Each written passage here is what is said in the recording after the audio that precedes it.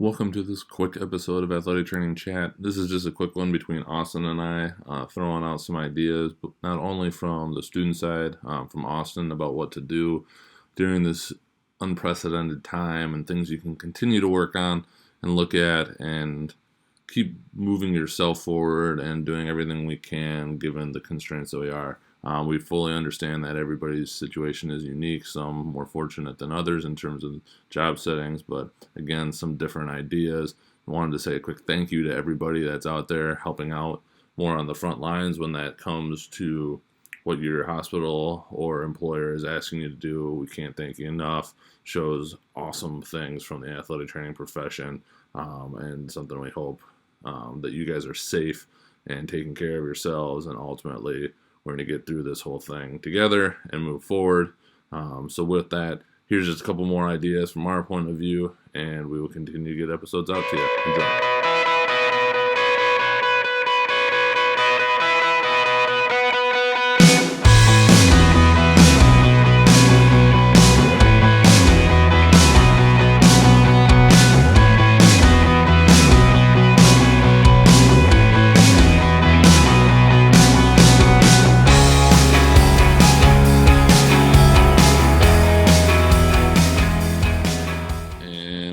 We will start with welcome to this special episode of Athletic Training Chat, kind of an in-betweener.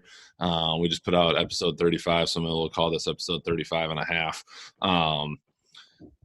Right in the middle of what everybody is dealing with currently with COVID-19 and being stuck at home, and there's been a lot of really good threads going through. I saw it in the Den Digest. I have seen it in a couple other podcasts. Catalyzing AT had a really good one as well.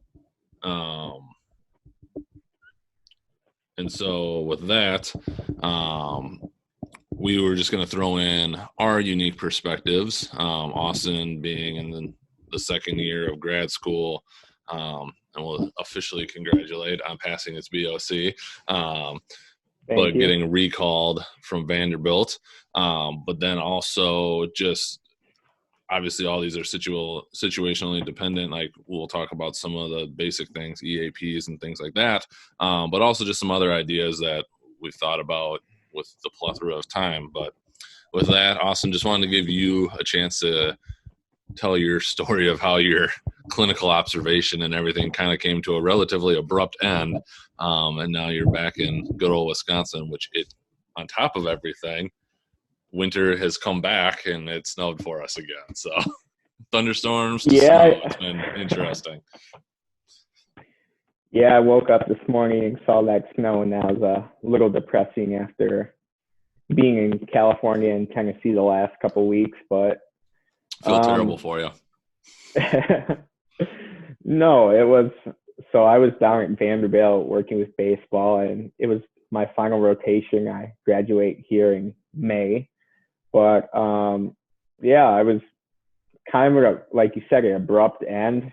We had just returned from a California trip, preparing to start SEC play, and then I think it was that Wednesday night that I think we talked about a little bit earlier where the NBA officially announced that they were suspending things. And I think that was kind of the kicker, at least for the NCAA. And then the SEC had its basketball tournament going on in Nashville at the time, and that got suspended. And then we saw the whole cascade of all the major sports, and then the NCAA and all the Power 5 conferences kind of follow suit with that.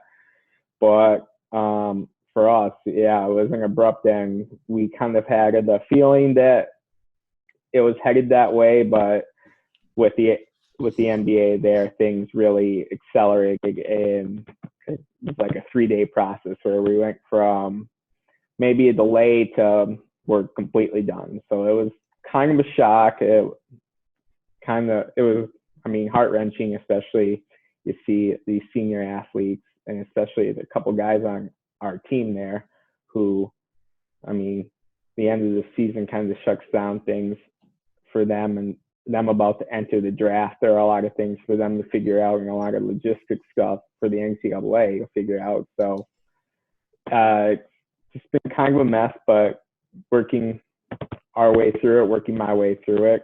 Like I said, got called back to Wisconsin. Kind of serving out my quarantine right now. Came from California a couple of weeks ago, so as a precaution, quarantine for 14 days. So trying to be as productive as I can right now. So what does that look like for you? Because I can imagine, and first off, to even say this, for all the athletic training students that BOCs have been postponed or whatnot that haven't taken it yet, obviously our thoughts go out to you guys as it just makes something that was already high stress enough more stressful. A lot of those, but now it's more time to prepare, take it a little bit at a time, kind of go through. You're through that. What are you going to do to fill your time? Obviously we were chatting earlier, job applications. That's kind of an obvious one as you're starting to look for that first gig. But what else? What else are you going to look to do? Yeah, I was one of the fortunate ones with that, and I do feel for everyone else. And I know that, like you said, it is stressful. But for me, I'm just trying to make the most of it. So I have a bunch of little side projects I want to get done. Some CEU stuff. I have my CSCS. I have a nutrition certification. So using this time to delve a little bit deeper into those areas, especially because I don't have to be at a clinical rotation 8 to 10 hours a day now, and I won't have to be for the next 2 months. So I still have some online coursework, which of course is important for me to take care of, but it should be a lot of trying to advance my skill set professionally and find ways that I can still be productive. So signed up for a new online rock tape course to kind of challenge how I do things. Rock tape's one of my favorite providers, so digging deeper into that, but also kind of digging deeper into some things that I've started. Like I have this Altus course that I started like a year ago, and finally getting back into that. So I'm just trying to fill my time productively right now and trying to get a little bit better each day. Sounds good. Maybe I'll hit you up for that after I get through some other things myself. For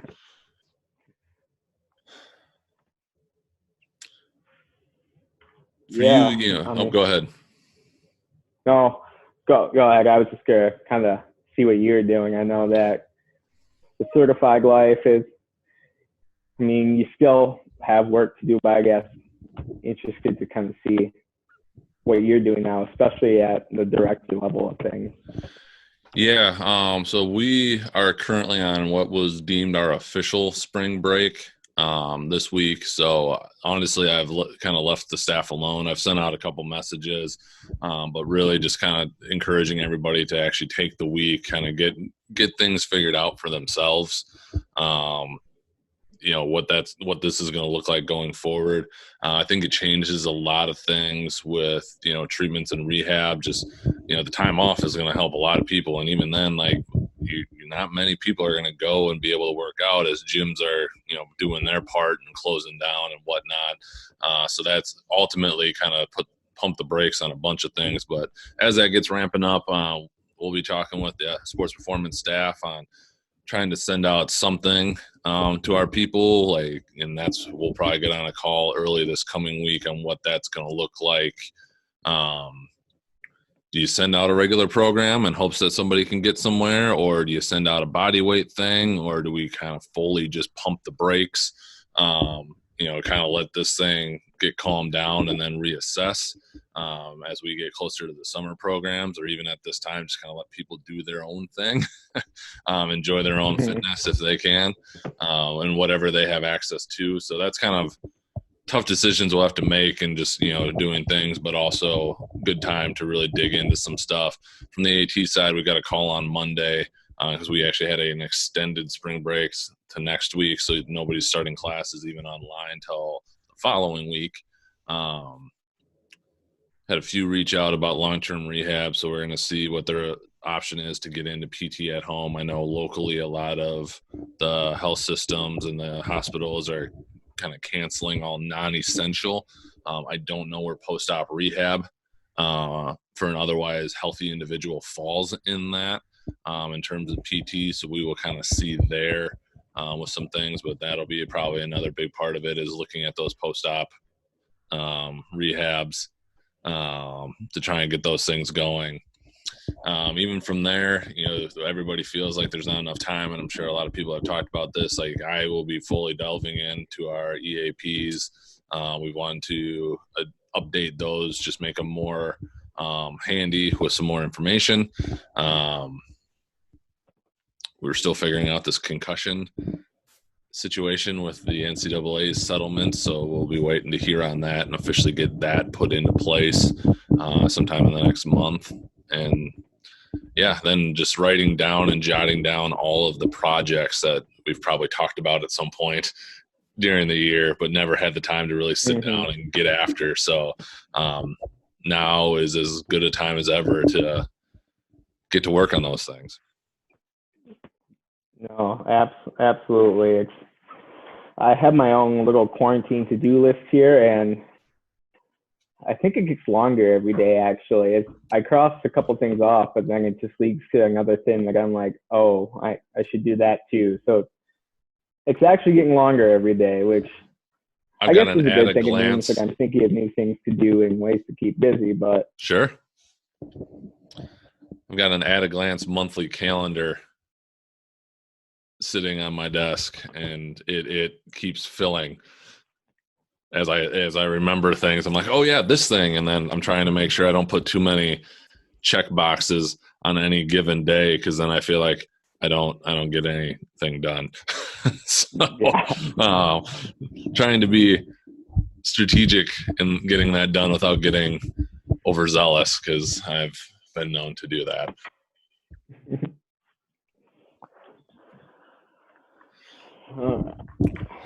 So I know for you it could be a little bit different as you're still learning just everything. I mean, you're second year in athletic training related stuff. You mentioned rock tape course earlier, doing kind of a movement one. I know you've done a lot of other things. One that I think is really important, and is one I'm going to encourage the staff that I work with as we get through here, is like, now is a really good time to try and look at some like disconfirming information. It's so much self-reflection on so many levels is obviously part of right now because of the time and the different things that people have, just having that extra time. But really going and just like challenging your own thoughts, I think, is really important in how you do things, and trying to find things that maybe contradict what you think, and really have some time on that.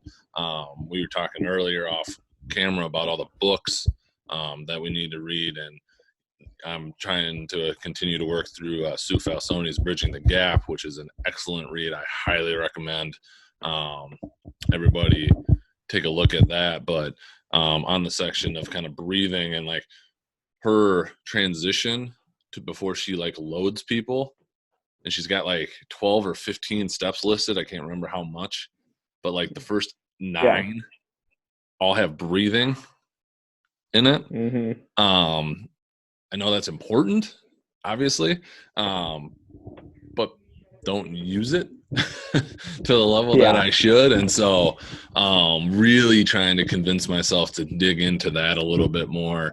I've already kind of going through, and I've been thinking about this for a while. I know we talked about this with Chad from the Candid AT crew about balance training and proprioception, and she had a nice little section in there about the unstable surface is a good thing and it's a good tool, but it's not the tool, and just talking about head position and different things like that. So I've already or like viewing blocking glasses, which maybe we'll end up creating if they aren't already out there, to really kind of make people like mess with their proprioception a little bit in that regard. And so already just a bunch of ideas kind of challenging the way we've already always done things. Right. Yeah, no, for sure. And I think I love Bridging the Gap. That's probably been one of my favorite reads over the last probably year or so. I just kind of like how she breaks that down. And I guess at Vanderbilt, I've had the opportunity to dig more into the breathing stuff. My preceptor is big into PRI and taking a couple of those. He's taken the baseball PRI, so it was very applicable. So I learned a lot there. Unfortunately, I time is cut short. So I think that's an area that I want to dig deeper into, like you said, just because it sounds like a really good episode. Yeah, it's not something that I've had a lot of experience with up until then, but just seeing some of the benefits from its use, it's just like you said, adding another tool to the toolbox there. Yep. And if I can get more tools, you can get more done. So absolutely. Well, anything else that you can think of, working on wise, or obviously with the podcast, we're going to be reaching out to a bunch of people. So if you're listening to this and you've got something you want to talk about, it could be, PRI with baseball. I think a lot of, in general, people could be really interested in hearing that, or any other topic you're really interested in. I'd obviously reach out to us on any of the social medias. We'll be happy to sit down and chat with you. We've got plenty of time. So that works out really well. And it's a great way, I think, even more so than ever, with who knows what's going to actually happen with convention. I know the NATA has put out some things on that, but we had mentioned how, earlier, just WADA and GLADA had been, GLADA got cut short. WADA is officially probably not going to happen. It's a great way to connect, and even if it's not around a podcast, just reaching out to people. Zoom is a fantastic platform for it, and it's free for one-on-one, so I highly recommend utilizing that. You just got a time limit if you go above that, so you just got to keep that in mind. But yeah, I think that's another thing is, this is a really good time to try and bring some more people together and get to know the profession. Oh yeah, absolutely. I got a couple episodes here coming up on the horizon that I'm excited to share through AT chat here. But like you said, reach out. We want to hear from you, students included. Yes, absolutely. Yep. Good caveat. Yeah, we'd like to hear about what you're going through and what your thoughts are on a lot of different things around COVID-19 and how this is going, or just the profession in general. So do not hesitate. We definitely want to hear from you. But with that, we will have a new episode out middle of next week. It'll be a surprise to all of us because I don't know which one I'm going to edit yet, so we'll see. But we will get that out to you guys coming soon. And until then, please take care of yourselves. Practice all the things that are out there. We won't harp on that. But obviously, pay attention to all those things. Take care of each other, and we will talk to everybody soon. Yeah. Catch y'all later.